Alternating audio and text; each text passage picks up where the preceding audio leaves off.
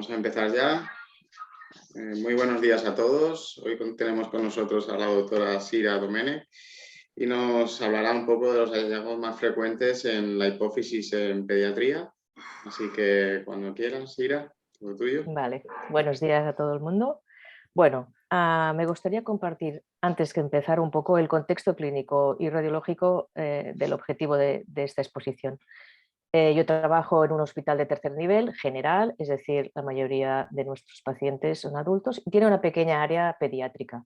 Básicamente incluye las áreas médicas de la pediatría y entre ellas la endocrinología. ¿Esto qué repercute en la actividad, en el número de pacientes que hacemos, que es mucho menor que en un hospital pediátrico, y también en el enfoque, aunque no queramos, partimos desde una manera de hacer estudios de protocolos y de valorar incluso la patología desde nuestro estilo, entre comillas, de adulto? Este contexto nos ha comportado un aprendizaje un poco más lento y que parte de la experiencia propia. Tenemos que revisar la bibliografía, tenemos que revisar sobre todo nuestros resultados, ya que nos aparecen y detectamos algunas dinámicas ya instauradas que llevan una inercia y que son complejas y difíciles de cambiar. Al final todo ello nos ha llevado a una autoevaluación y reajustar los protocolos de estudio que hemos valorado junto con los pediatras para llegar a un consenso entre los clínicos y nosotros, los radiólogos, para manejar los hallazgos más frecuentes en la patología que se estudia, sobre todo, más frecuentemente en nuestro centro. El breve repaso anatómico, la verdad es que no insistiré mucho en ello porque ya hizo una gran exposición la doctora Vázquez. Las consideraciones básicas que yo tengo en mente constantemente es una, que el área hipofisaria es una zona pequeña a estudiar, que tiene muchas estructuras que valorar y que tenemos que encontrar un equilibrio entre la calidad de la imagen y el tiempo que necesitamos para realizarla. La otra gran evidencia a recordar es que la normalidad en un organismo que está creciendo parte es evolutiva y no tenemos que pensar que siempre vamos a encontrar la misma imagen de la misma estructura. Aparte, existe una variabilidad interpersonal en todos los individuos. Por ejemplo, cuando uno mira la minización, tiene muy claro que es un proceso dinámico y, en cambio, cuando miramos otras patologías nos cuesta más tener esto en mente. Por ejemplo, una hipófisis de un neonato, es normal verla globulosa y espontáneamente hiperintensa ante uno, hacia los 2 meses empezará a normalizarse y a partir de los 2 meses ya mantendrá una estructura más o menos constante hasta la pubertad. Tenemos que tener en cuenta también pues, que las alturas de las hipófisis puberales pueden ser muy diferentes de lo que es un niño prepuberal, llegando a casi 10-11 milímetros en niñas y 7-8 milímetros en niños. Otra gran contingencia es la normalidad en cuanto a la morfología y al tamaño, sobre todo de la hipófisis, y al grosor del tallo. Se establece que una altura normal es entre 3 y 6 milímetros y un grosor de tallo entre 2 y 3. De todas formas, tenemos que tener en cuenta que tras valorar cantidad de estudios, la variabilidad del tamaño, la forma y la altura es muy alta. ¿Qué protocolo hacemos nosotros? Bueno, el clásico protocolo de las secuencias coronales, sagitales en T1 y T2. Posteriormente realizamos un sagital altamente potenciado en T2 y valoramos la administración de contraste. Después, si se llega a administrar contraste, se repiten las secuencias T1 post-contraste y siempre también hacemos un axial T2 de todo el cráneo. Porque tenemos que valorar tanto morfología y señal de todas las estructuras implicadas y la morfología es definitiva. ¿Por qué lo digo esto? Porque tenemos una secuencia que tiene más sensibilidad para valorar la estructura y el grosor del tallo hipofisario que una secuencia con contraste potenciada en T1. Tener en cuenta que el filoview pequeño y los cortes de 2 milímetros son muy sensibles al movimiento y tenemos que ajustar bien las secuencias para no prolongar el estudio más de lo necesario y obtener una calidad suficiente para el diagnóstico. Por ejemplo, este es el típico estudio de un niño de 7 años, 8 años, que es movidito, que tiene esta especie de movimiento de base, que no se está quieto. Y en el sagital T1, pues uno puede dudar si este tallo presenta una nodularidad. Realizamos in situ la valoración. Yo estoy al lado o me envían las imágenes de lo que estoy haciendo y al hacer el sagital 3 de CIS o el altamente potenciado en T2 puedo determinar que el tallo no tiene ninguna nodularidad y evitar la administración de contraste. Este es otro ejemplo en el que la neumatización del seno esfenoidal también es cambiante. Se va neumatizando a medida que el niño va creciendo y nos puede dar una falsa imagen de nódulo aquí en la hemihipófisis derecha, aunque no se ve claro en el T1, sí que parece que hay una cierta simetría, pero si estamos valorando en este momento el estudio, miramos los sagitales, descartamos que haya un nódulo y descartamos también así la administración de contraste. Bueno, ¿qué endocrinopatías son más frecuentes? A nosotros casi el 90% de las peticiones que nos llegan del servicio de endocrinología son o por pubertad precoz o por estudio de talla baja. Las peticiones de pubertad precoz son más frecuentes en niñas y las peticiones para el estudio de talla baja en niños. Vamos a ir analizando un poco estas dos causas, teniendo en cuenta que la pubertad precoz es una anomalía por hiperfunción y que tenemos que tener un poco claro el concepto de pubertad precoz central y de pubertad precoz periférica. Brevemente recordar que la pubertad precoz central es la que se genera a través de la activación del eje del hipotálamo. El hipotálamo libera hormonas, activa la hipófisis y la hipófisis a su vez libera la LH y FSH que estimulan las gametogénesis y esteroidogénesis.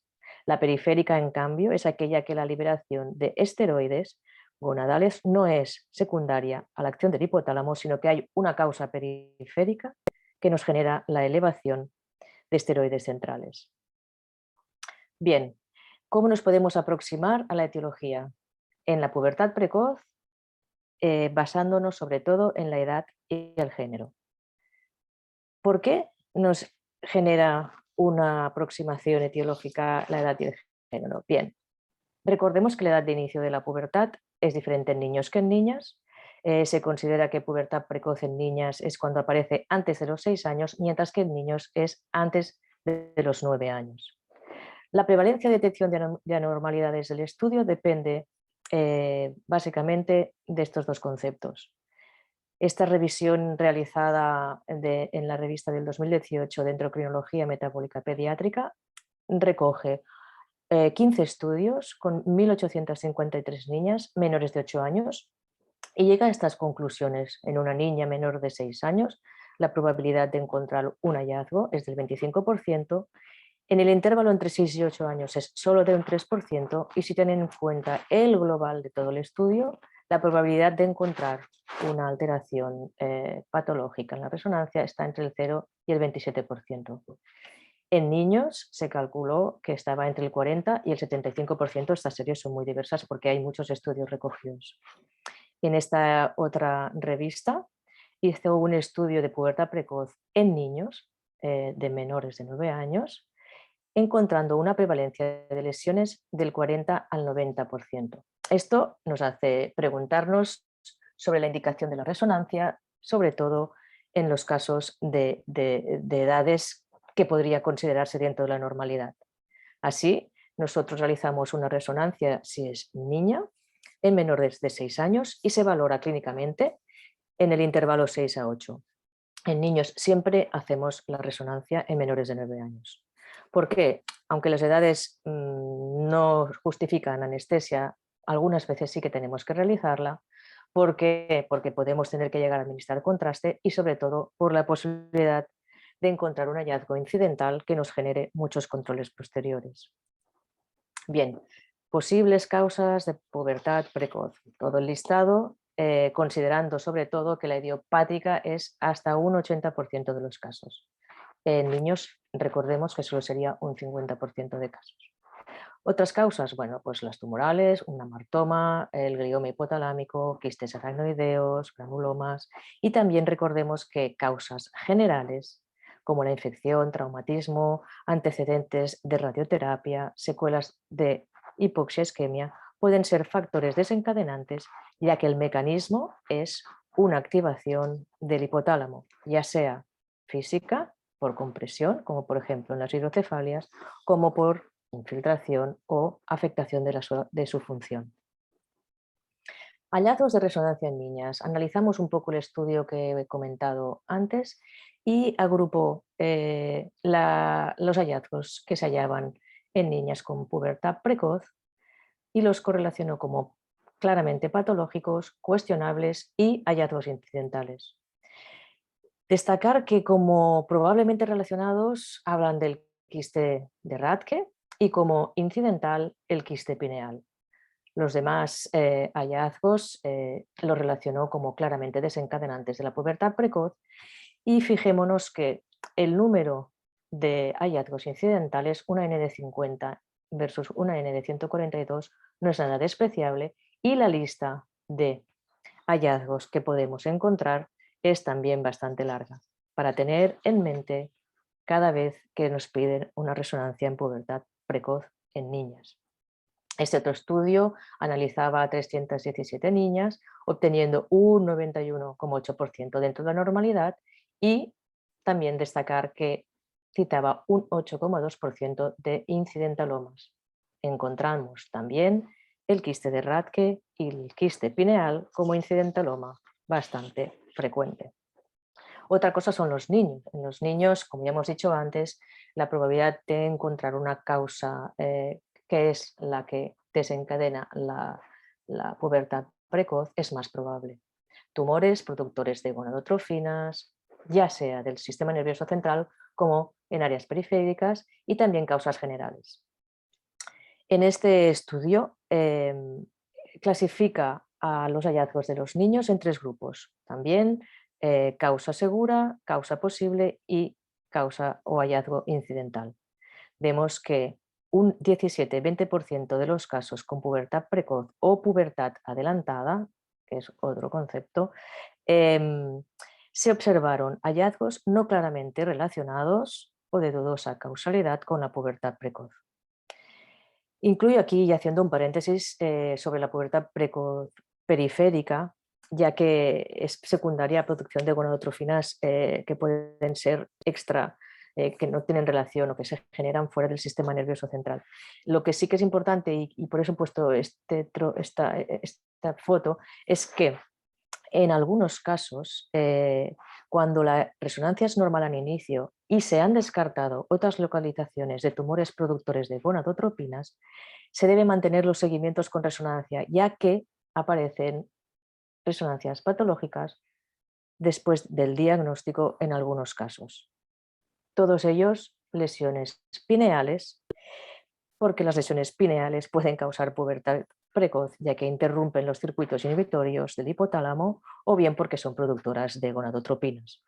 Recordemos, pues, la valoración de la glándula pineal, que esto nos queda un poco en el inconsciente y por eso creo yo que tenemos que mirarla siempre y vigilar con los hallazgos incidentales de la misma.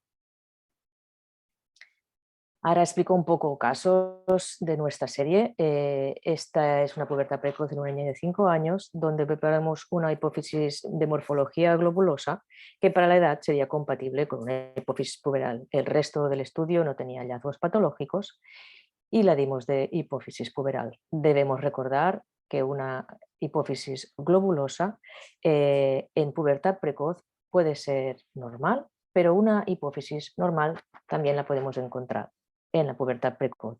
Se cree que cuando la hipófisis es normal se correlaciona en una pubertad precoz que evoluciona más lentamente o incluso puede pararse, mientras que cuando ya es globulosa se correlaciona con una pubertad precoz que se llama clásica, que es progresiva o de instauración más rápida.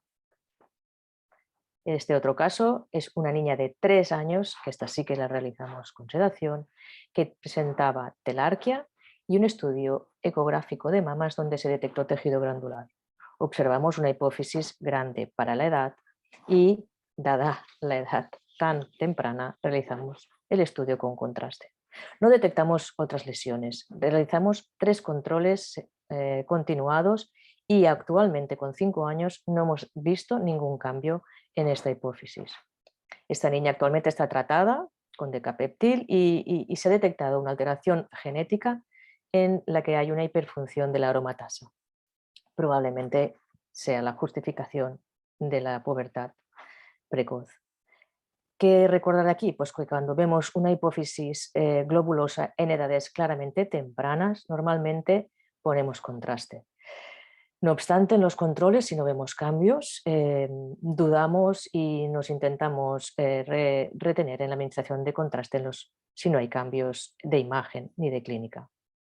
Ante una hipófisis sugestiva de hiperplasia puberal, hay que buscar la posibilidad de lesión intraglandular. Quiste de Rathke, bastante frecuente, adenoma muy raro en edades pediátricas tempranas y tumoral, que es lo que más nos preocupa. Un craniofaringioma, por ejemplo, o encontrarnos dentro de un contexto de neurofibromatosis tipo 1. Este otro ejemplo es de pubertad precoz en una niña de 8 años, en el que sí que detectamos una hipófisis globulosa y un lipoma del suelo hipotalámico. Esta niña debutó con la aparición de boto mamario y pubarquia en una edad límite para considerarse dentro de la normalidad, pero justamente encontramos un hallazgo. Finalmente, este otro caso en el que detectamos una hipófisis globulosa en una niña de 6 años y administramos contraste, obteniendo la imagen del quiste de Rathke. Este pone de manifiesto el quiste de Rathke y un seguimiento de la lesión en el que demostramos su estabilidad. Tenemos otros ejemplos de quiste de Rathke. En este caso los dos son niños, un niño de 9 años, este otro también es un niño de 9 años, y nos demuestra la presencia de una lesión hipocantante y de localización central en los dos estudios. En este era muy pequeñita la área que no captaba y que en el T2 parecía también de baja señal y que también seguimos durante un tiempo. Este otro ejemplo es el del típico incidentaloma. Tenemos hallazgos incidentales en niños que estudiamos por pubertad precoz. Este es el caso de una niña de 6 años con la telarquía bilateral, una ecografía de útero en el que también lo describieron como puberal, y el único hallazgo es un quiste en la pineal, una pineal engrosada que tiene una parte posterior con pequeños puntitos microquísticos y que tras administrar el contraste realza la parte sólida. ¿Qué hicimos? Pues recomendar seguimiento, administrar contraste al menos en la primera, y vemos que durante los seguimientos esta lesión ha permanecido estable en el tiempo. Seguimos adelante pues con la segunda endocrinopatía más frecuente. Bueno, segunda, primera, esto es un poco relativo, pero bueno, otra de las típicas endocrinopatías que estudiamos, la anomalía o el estudio de la talla baja. Esta anomalía secundaria a hipofunción del eje. Para aproximarnos, en vez de aproximarnos a su posibilidad de hallazgos patológicos, en vez de a través de la edad y el género, lo haremos teniendo en cuenta si el déficit de hormona de crecimiento es aislado o combinado. También hay un gran número de casos en los que no se encuentra ninguna alteración en el estudio de imagen. Es importante disponer de una buena información clínica antes de valorar la resonancia, ya que, como en un artículo del Pediatric Radiology de 2012 de Chai, observó que la posibilidad de obtener un resultado patológico en estos estudios es mucho más alta cuando el déficit de hormona de crecimiento es combinado o múltiple y más frecuente encontrar normalidad en el estudio cuando el déficit es aislado. Etiología, bueno, un poco comentar sobre el síndrome de interrupción, que consiste en estas tres, una o dos de las tres anomalías estructurales, con aplasia, hipoplasia de la adenohipófisis, la neurohipófisis ectópica y la hipoplasia o interrupción del tallo. Se describen también clásicamente la silla turca vacía, que es una imaginación de la cisterna supraselar, quiste de Rathke, y también se describe como asociada a los trastornos hereditarios como el Kallmann o anomalías craniofaciales. Causas adquiridas, aparte de la tumoral, que tenemos que tener en cuenta también la traumática, las hipofisitis y causas generales, como en el otro caso, meningitis, tuberculosis. También destacar que la hiperplasia de hipófisis se puede observar en los déficits de GH cuando es combinado por un hipotiroidismo. Esto es un pequeño comentario del artículo que he dicho antes del Radiology, en el cual la resonancia normal es de 26 casos, 25 cuando tenían un déficit aislado y solo 1 cuando el déficit era múltiple. Es importante distinguir estas causas estructurales, ya que pueden condicionar un déficit de GH permanente. Como ejemplos, pues bien, estas imágenes superiores corresponden a un niño de 9 años con talla baja y lo que hablamos al principio, una hipófisis con un tamaño dentro de la normalidad, en el límite, alrededor de 3. Bueno, lo ponemos como límite de la normalidad porque la glándula nos pareció morfológicamente normal. Estas imágenes inferiores es de un niño de 6 años con talla baja y una hipófisis de 2,44 en la medida más alta que pudimos obtener. El tamaño de la hipófisis correlaciona con la funcionalidad de la hormona de crecimiento. Este otro ejemplo, una niña de 4 años con panhipopituitarismo. Aquí observamos una hipófisis pequeña, no observamos o se observa o se intuye un tallo totalmente hipoplásico y la presencia de neurohipófisis ectópica. Es el caso de la discontinuidad del eje y un déficit múltiple de hormona de crecimiento y otros déficits hormonales. Evidentemente, como hemos comentado antes, la integridad del eje es necesaria para el funcionamiento de la hipófisis. Este mismo caso, en la secuencia T2 de todo el cráneo, pudimos detectar otras alteraciones, la hipoplasia de la unión del tercio posterior del cuerpo calloso y la presencia de heterotopias bilaterales, nodulares, periventriculares, con un diagnóstico genético de mutación del gen HSX1. Otro caso de déficit combinado es esta niña de 17 años, paréntesis, en mi hospital hasta los 18 los lleva a pediatría, acudía por cuadrantanopsia y panhipopituitarismo. Observamos una lesión infiltrativa del suelo del hipotálamo, tubérculos mamilares, tallo, glándula hipofisaria con una captación intensa y homogénea y con un diagnóstico anatomopatológico de germinoma. Otro caso, este es un caso de déficit de hormona de crecimiento y cortisol, y en la ERM se observó también una hipoplasia del hemiquiasma y del nervio óptico izquierdos, un tallo hipoplásico que prácticamente no lográbamos visualizar en el T1 y que se puede intuir aquí en la secuencia 3 de CIS, y también la presencia de neurohipófisis ectópica. Este paciente también era portador de una mutación del gen SOX2 que, según la expresividad, asocia diferentes hipofunciones o alteraciones funcionales de la hipófisis. Finalmente, otro caso, un déficit de hormona de crecimiento aislado. Volvemos a observar la presencia de una lesión quística intrahipofisaria que entre el adeno y la neurohipófisis que dimos de quiste de Rathke y que como único hallazgo de toda la exploración podíamos asociar o como mínimo la descubrimos en relación a su déficit de GH. Tras 3 seguimientos se constató nuevamente estabilidad. Es 2 ejemplos más de déficit de hormona de crecimiento, una niña de 10 años con estancamiento de estatura, en este caso el aracnoidocele o la diástasis de la cisterna supraselar que invaginaba y que contactaba directamente con la hipófisis, se dio de posibilidad como causante del déficit de hormona de crecimiento y también en este niño de 5 años que tenía una herniación de la cisterna supraselar. Bien, como ya colofón del hallazgo incidental, este es el típico estudio que se hace con una niña de retraso global y un trastorno del aprendizaje, en el que encontramos como bingo el quiste pineal y el quiste de la bolsa de Rathke.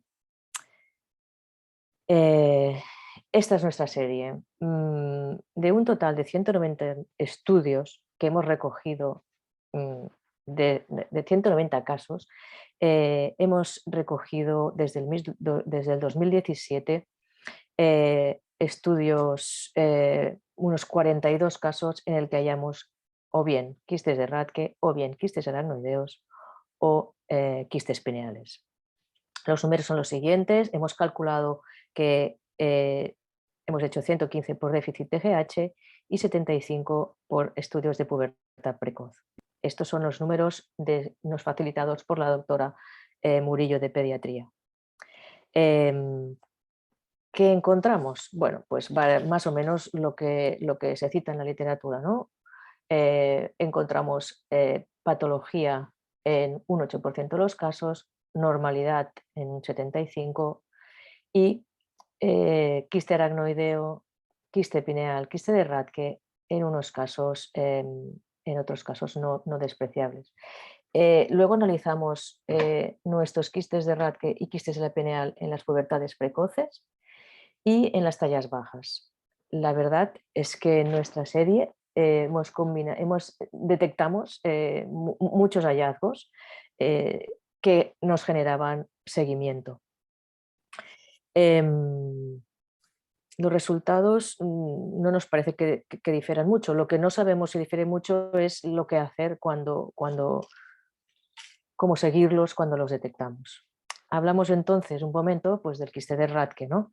Las características de resonancia son variables, típicamente en una de las dos secuencias es prácticamente inaparente y se localizan a nivel de la silla turca en un 40% de los casos, pero se extienden fuera en un 60% de los casos.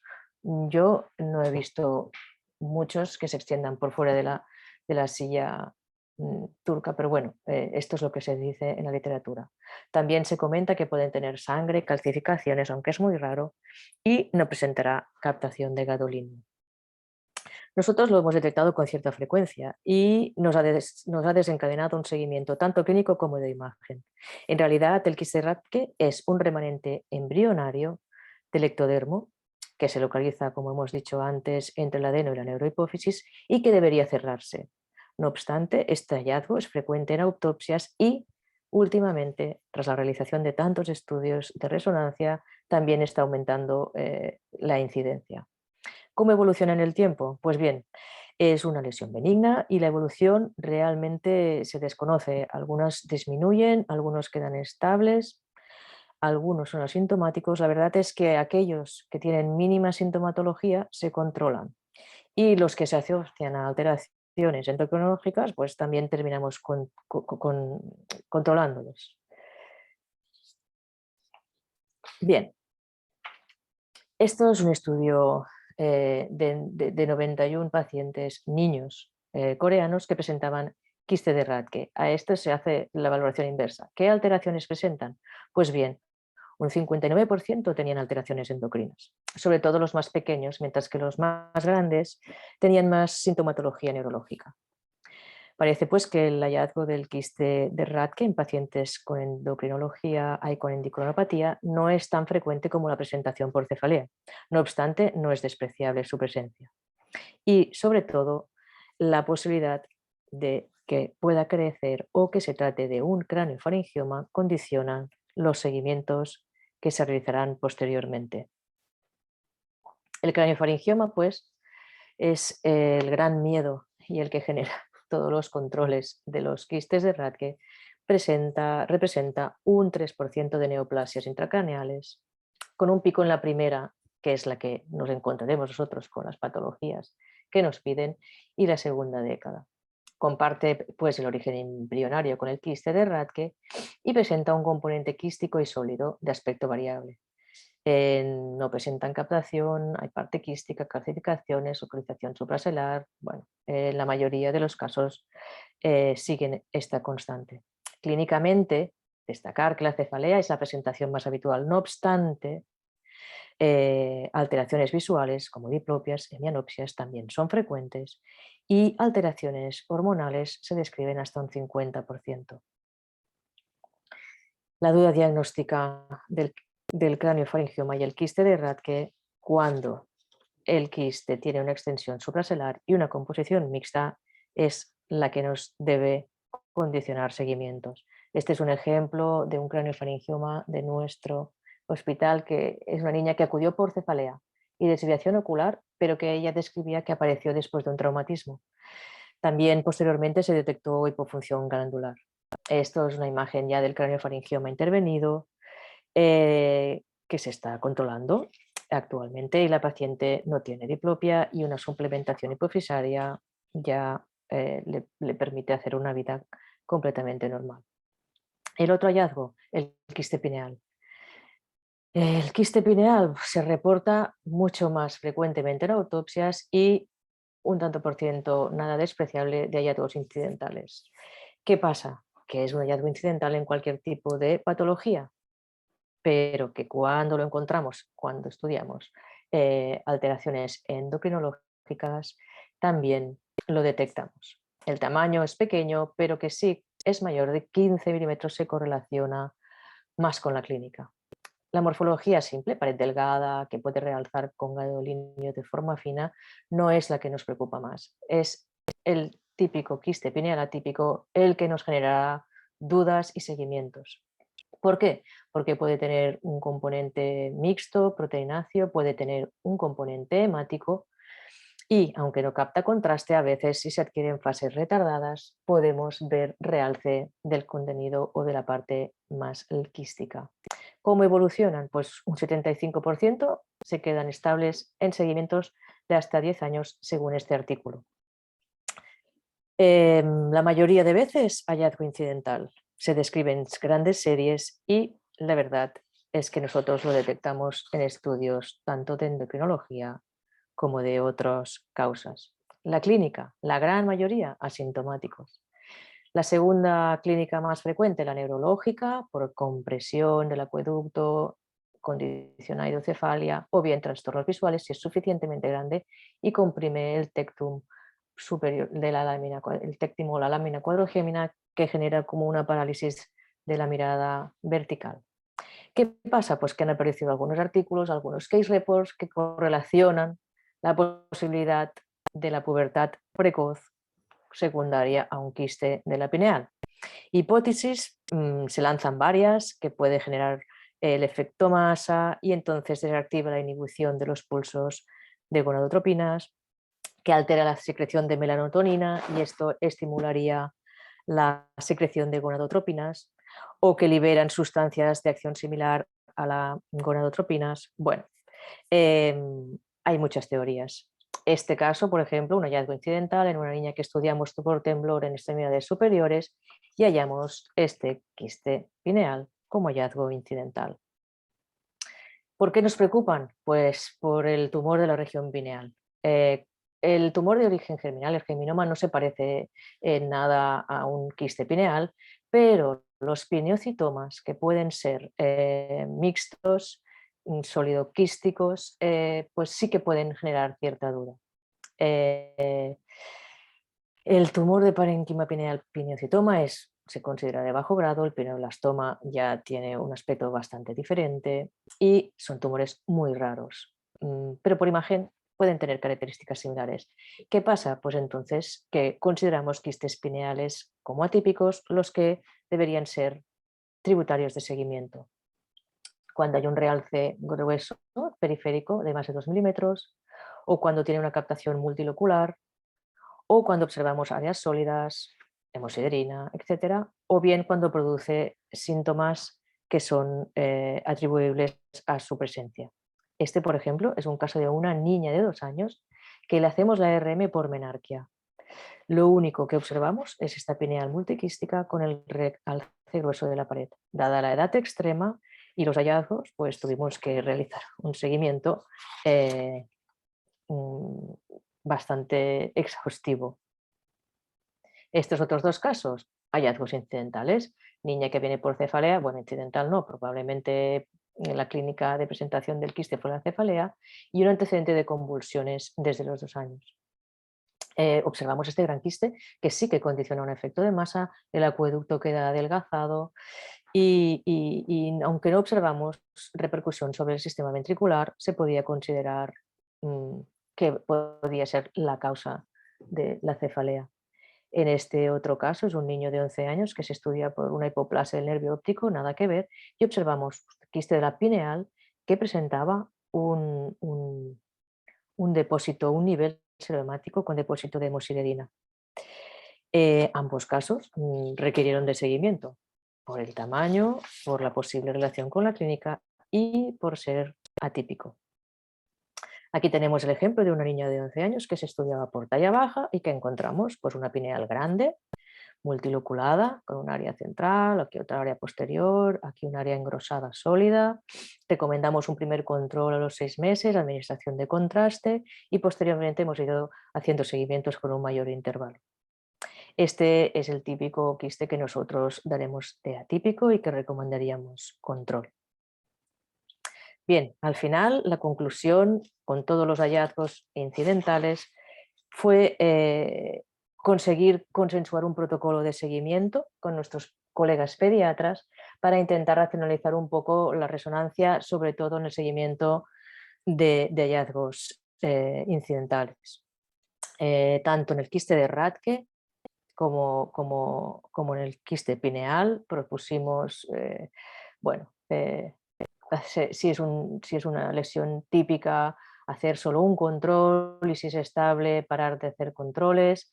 Cuando la lesión o el quiste de Rathke era típico, supraselar, generaba clínica, hacer seguimiento, un control al año hasta 3 años y después parar. Evidentemente, siempre que haya clínica o empeoramiento, se solicita un control y si hay un crecimiento significativo, decidimos revalorar el caso, más que nada para no perdernos otro diagnóstico.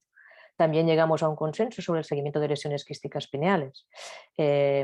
Cuando son típicas, incidentales, que no tienen nada que ver ni se puede relacionar remotamente con la clínica, hemos decidido no hacer más controles. Y cuando son sintomáticas, sobre todo hablamos de las cefaleas, hacemos un control y si es estable, se sigue únicamente por control clínico. Cuando son lesiones atípicas, características que ya hemos dicho, con la intención de detectar un tumor pineal quístico, que es muy, muy raro, realizamos estos primer control más precoz y finalmente un control anual también durante 3 años. Como conclusiones, decir que es importante conocer la resonancia del eje hipotálamo hipofisario en estos 2 estudios tan frecuentes que nos piden y sobre todo de los hallazgos y de su significado. Es importante saber lo que buscamos según si estamos valorando hipofunción o hiperfunción de la hipófisis y sobre todo enfocarlo según edad y género o si es el déficit de función o múltiple. Tener en cuenta que mayor número de estudios implica mayor número de hallazgos incidentales, que aún no hay un consenso claro de la relación de causalidad de los quistes de Rathke y las alteraciones endocrinas, que los quistes que no son típicos y se consideran incidentales tienen una tendencia al seguimiento y que debemos llegar a un consenso sobre el manejo y el seguimiento según el contexto de hospital en el que trabaja cada uno. Finalmente, decir que seguir lesiones típicas, estables clínicamente o incidentales no aporta ningún beneficio en el manejo del paciente. Muchas gracias. Muchas gracias, Sira, por la excelente presentación, muy completa. Tenemos varias preguntas. A ver, ¿estás, Sira? Estoy. Ah, vale, que se había ido el vídeo. Ah, vale. Vale. Bueno, si quieres empezamos por las de Salva Pedraza, que es el que primero he preguntado. Y te pregunta si recomiendas hacer este informe estructurado para valoración por el RM de las lesiones hipofisarias. Vamos, que sí, te recomiendas para los estudios que has explicado un informe estructurado. Ahora y se dobla, ¿no? El estudio, el informe estructurado yo creo que es muy, muy útil, sobre todo en patologías que realizamos muy frecuentemente su valoración. Nos permite, a la vez que lo hacemos, darnos cuenta de que estamos valorando todas las áreas, de que estamos mirando todos los tamaños, todas las consideraciones, pero también creo que es muy importante dar un espacio de opinión, de valoración radiológica propia, de la propia experiencia. No, evidentemente no será igual en un hospital con mucha experiencia que con poca, pero sí un poco el apartado de, dadas las consideraciones clínicas y radiológicas, mi opinión es tal, creo que es muy importante recoger que esto en un informe estructurado se puede contemplar sin ningún problema. Perfecto. Tenemos otra pregunta. Y pregunta si tú crees que el informe de lesión hipofisaria debe ser cualitativo solo o podría incluir la valoración cuantitativa de ciertos biomarcadores. Bueno, se puede incluir algunos límites, medidas, morfologías están ¿no? indexados y se puede utilizar, sobre todo si la persona tiene experiencia con las diferentes edades, la valoración subjetiva es importante. Tener una base de datos también se puede asociar. Pero sí que la variabilidad es importante, no poner etiquetas, ¿no? de cosas muy patológicas que después igual haces una resonancia al cabo de 3 años y ya se ha normalizado según el concepto nuestro de normalidad. También hay cierta tendencia, en algunos estudios he leído, ¿no? que se valoran pues, las señales de la difusión, del ADC, en algunos quistes de Rad, que bueno, hay diferentes posibilidades y yo creo que es un complemento. Siguiente pregunta, que también es típica de Pedraza. Si la inteligencia artificial ayudaría en estos estudios de un órgano tan pequeñito dentro del cerebro como es la hipófisis. Bueno, pues no lo sé. Con tanto movimiento Bueno, y tanta, no sé yo, estoy ahí metiendo la pregunta como... Sí, él siempre que puede. Bueno, no lo sé. La normalidad, ostras, es que, bueno, supongo que llegará un momento que la inteligencia artificial tendrá tanta experiencia y sabrá tanto que podrá decirte, ¿no? Normalidades. En el momento actual, es que es tanto el contexto, también hay que mirar el resto del cerebro. No lo sé. Yo creo que en el futuro probablemente nos pueda decir, esto es, como mínimo, esto es normal. Vale, después, a ver, que tengo a mis perras excitadas. Ya, espera un momentín. Deben estar los problemas del directo, no pasa nada. Sí, no pasa nada. Seguro que la limpieza de la escalera, que le tienen un odio que no veas. Dice que si la medicina nuclear también puede ayudarte en la valoración de lesiones hipofisarias. Bueno, pues yo no lo sé, la verdad. En mi casuística, en mi hospital y en el tipo ¿no? de lesiones que estoy encontrando, no lo sé. La verdad es que nosotros, cuando hay lesiones tumorales, normalmente el paciente ya se deriva y a un hospital donde haya cirugía, neurocirugía y oncología. Y entonces no lo sé, la verdad es que no lo sé. No puedo ayudar. Yo he perdido a Diego. No, espera, que estaba solucionando un poco Vale. aquí el jaleo que hay. No pasa Perdón, nada. No pasa nada. Es que ni te podía escuchar casi de la que estabas liando. También pregunta Salva si la administración de contraste podría ayudar en la valoración de resonancia. de las lesiones? Bueno, un poco la administración de contraste es lo que ha ido cambiando recientemente. Como he dicho al principio, estar al lado o en el momento en que se realiza el estudio, valorar bien la morfología y hacer el Super T2 sagital nos permite descartar la administración de contraste muchas veces. La verdad es que la tendencia del adulto es poner contraste de rutina y en esto yo creo que hemos de cambiar, ¿no? Cada vez se realiza menos. Eso sí, hay que estar para poder decir si lo administramos en el momento que estamos haciendo, ¿no? Este es un poco el balance entre lo pongo a todo el mundo, ¿no? Pero claro, no es adulto, es un niño y genera también, ¿no? una angustia poner, pinchar, es valorarlo en cada situación. No aporta mucha más luz, excepto en determinados casos, como hemos enseñado, ¿no? Casos de edades muy extremas, lesiones que te pueden parecer tumorales, pero morfológicamente el Super T2 para descartar nodularidad o engrosamientos, para ver toda la parte morfológica, nos ayuda mucho a no poner contraste indiscriminadamente. No te oigo. ¿Tienes el micro cerrado, Sí, voy. Diego? La siguiente pregunta del doctor Pedraza sería que si tu experiencia es mejor hacer resonancia en 3T para valorar una lesión hipofisaria en pediatría. Bueno, en nuestro caso sí. Primero porque la secuencia, nuestra test Teslas tenemos secuencias que pueden hacer 2 milímetros más rápido que en la de 1,5, porque además tenemos secuencias que hacen reducción del ruido, con lo cual el niño, si ya no lo tiene sedado, está mucho más tranquilo. Ahora con las gafas ya será diferente, pero mucho mejor.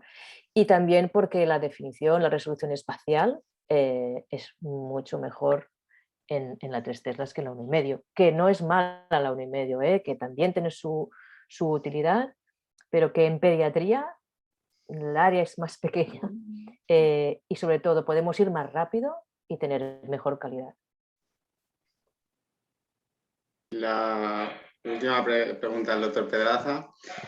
En tu experiencia, ¿en qué indicaciones hay que hacer control por resonancia de lesiones hipofisarias? Es un poco, creo que lo has explicado al final. Sí, al final es el consenso que llegamos, ¿no? Sobre todo cuando son lesiones dudosas, como el quiste raquia, el quiste pineal, que unos dicen que sí, otros dicen que no. Cuando es una lesión típica, se puede hacer un control y después stop controles. Ahora, si tiene características atípicas, si genera algún tipo de sintomatología, aunque no sea endocrinológica, podemos ir siguiéndola. No obstante, también pusimos un stop a los 3 años de seguimiento para no eternizar todos los seguimientos. Cuando las lesiones ya son patológicas o claramente relacionadas, pues se hace el seguimiento clínico y radiológico habitual.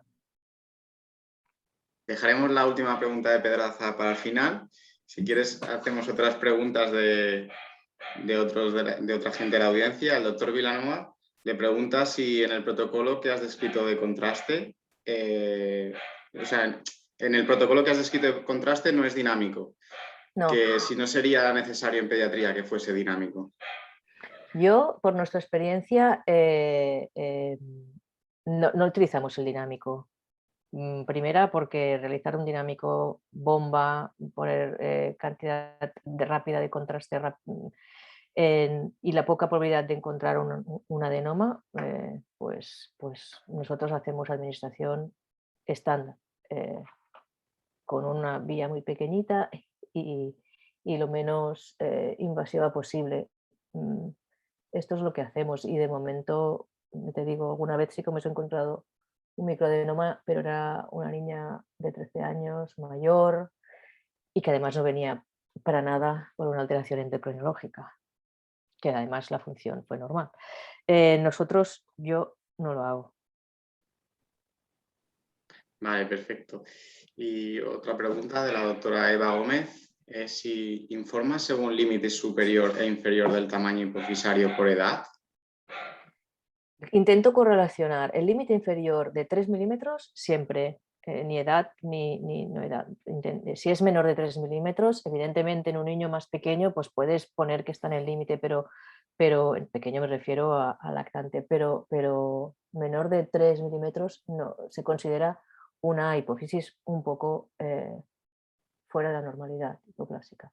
El límite superior, este sí que, ¿no? Sobre todo en niñas, en estas edades que aún no son puberales, que son prepuberales, podemos tener una hipófisis normal que sea bastante alta, bastante grande. Nos limitamos un poco, pero siempre un poco sin ser muy estrictos.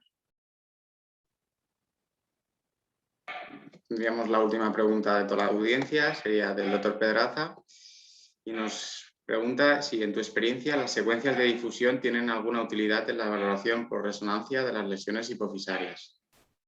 Según mi experiencia, no hago difusión. O sea, mi experiencia en este caso, igual Mónica o en Sant Joan de Déu la hacéis. Bueno, si quieres hago un comentario ya a propósito de eso y lo que has hablado de la valoración de todo el cráneo, que yo creo que es el comentario más importante cuando hablamos del tipo de patología que se ha presentado, niño versus adulto, ¿no? Y a mí me ha gustado mucho cómo lo has hecho, ¿no? Este enfoque tan práctico, porque es muy importante no ir con el piloto automático pensando en la hipófisis, y es muy importante pensar que lo que tenemos que valorar es todo el cráneo, a pesar de que la probabilidad de tener hallazgos es muy baja, pues sí que los hallazgos pueden ser importantes y es fundamental adquirir secuencias o superpotenciadas en T2, como has dicho.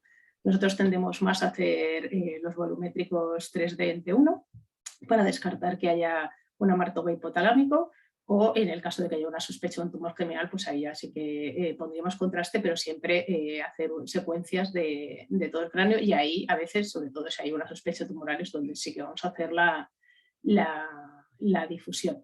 Y luego el otro tipo de patología de la que has hablado, que es el panhipopituitarismo, y has presentado varios casos genéticos, ¿no? Estos casos el enfoque diagnóstico lo vamos a hacer si tenemos secuencias de todo el cráneo, no solo secuencias centradas en la hipófisis. Entonces es muy importante, pues eso, siempre pues tener esta sospecha de que la causa de lo que le pasa al paciente muy probablemente no la vamos a encontrar en la hipófisis, ¿no? Y yo creo que ese es el resumen y la gran diferencia entre la patología pediátrica, sobre todo del niño pequeño, que estamos hablando cuando está verdaderamente bien indicado por pubertad precoz, menores de 8 años en niñas, menores de 9 en niños, o en el caso del panhipopituitarismo, que afecta más de una hormona, ¿no? Ahí es donde hay que estar más atento. Bueno, pues muchas gracias. Yo no sé si el doctor Pedraza quiere añadir algo más. Bueno, muchas gracias, Diego, por tu excelente moderación. Gracias, Sira, por tu excelente también ponencia. Y Mónica, muchas gracias también por tus comentarios. Yo hago un pequeño resumen. A ver, Sira, yo creo que nos has dicho 4 cosas. Nos has dicho, a ver, cuidado, miraros la edad. En el caso de pubertad precoz, niños por debajo de 9, sí, y niñas por debajo de 6, niñas de 6 a 9, lo miramos. Después nos has dicho a la técnica bien, nos has dejado todos ahí, has sorprendido con Super T2. No sé, pensamos que a ver si hacemos el Super T2 bien o no. Super T2, corte de 2 milímetros, pero Super T2. Después nos has dicho, está bien que os preocupéis del craniofaringioma, pero no os paséis. O sea, no sobrediagnosticar, lesiones que son totalmente incidentales, y después también ha dicho, no os paséis con los seguimientos. Si están asintomáticos, es un hallazgo incidental, no vale la pena, ¿no? No sé si te parece bien estas 4 recomendaciones de alarma que nos has hecho. Sí. Y también, sobre todo, lo que ha dicho Mónica, siempre hacemos una secuencia de total cráneo. Muy bien, perfecto. Muy bien, pues muchas gracias a todos. Solo recordar que mañana el doctor Xavi Bargalló nos hablará de la utilidad de la inteligencia artificial en la radiología de mama, la mamografía. Están todos invitados. Gracias, Sira, gracias, Diego, gracias, Mónica, gracias a todos. Que tengáis un buen día. Nos vemos mañana. Vale, Muchas muchas gracias. Nos vemos mañana. Adiós, buenos días. Adiós. Adeu.